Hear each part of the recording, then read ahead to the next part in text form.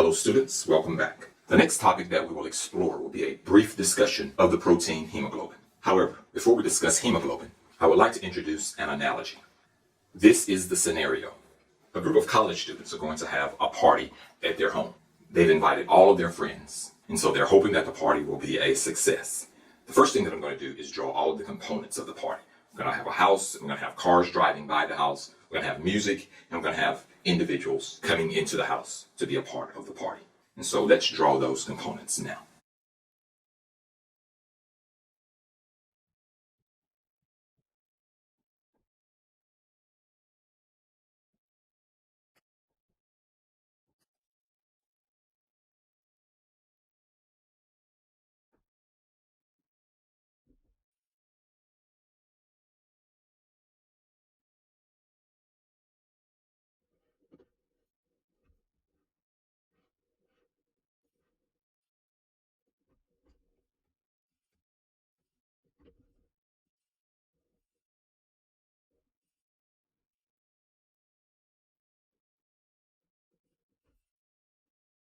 And so here we have all of our components to making this a great party. We have our house, our music, and of course the street on the outside with the cars driving by.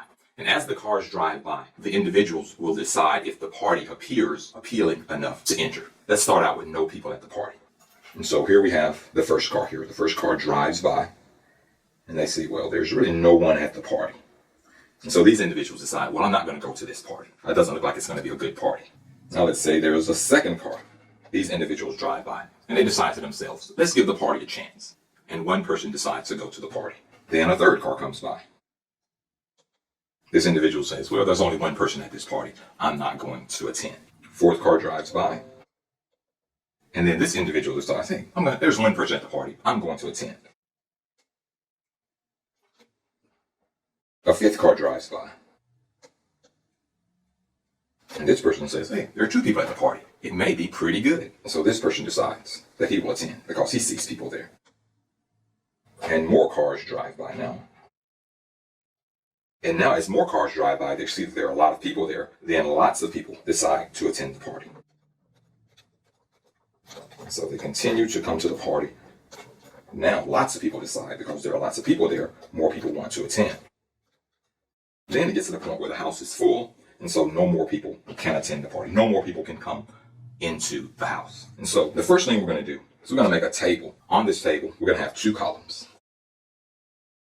The number of cars that drive by, the number of people at the party. When one car drives by, no one enters the party. When two cars drive by, one person enters the party. After the third car drives by, no one enters the party. There's still one person there. When the fourth car drives by, these people decide, we'll join the party. And let's say two of those individuals join the party. So now there are three people there.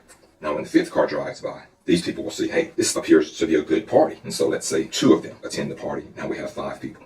Now as more cars drive by, lots of people decide to join the party until it gets to the point where the house is full and no one else can enter the house. Let's say the house can only hold 30 people. Now, if we try to plot this information on a graph, let's put this information on a graph here and see what it looks like. So here we're going to have the number of cars and the number of people. So initially, we start out with no one at the party.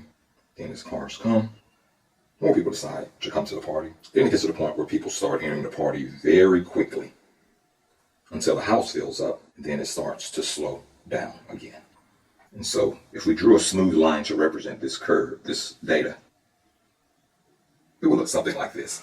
It is at this point where the number of people entering the party is very dependent upon the number of people who are there. And this phenomenon is known as positive corroboration.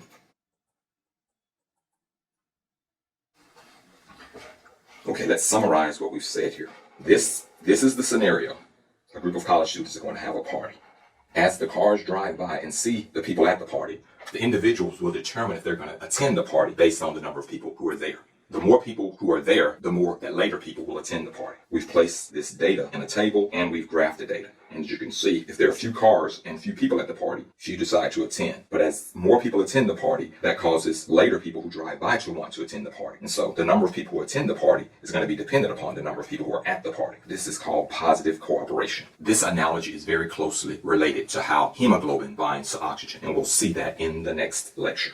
I hope that this analogy makes sense, because if you can understand this one, you can understand the most difficult concept associated with the binding of oxygen to hemoglobin. That concludes this lecture. I hope that you've learned a great deal.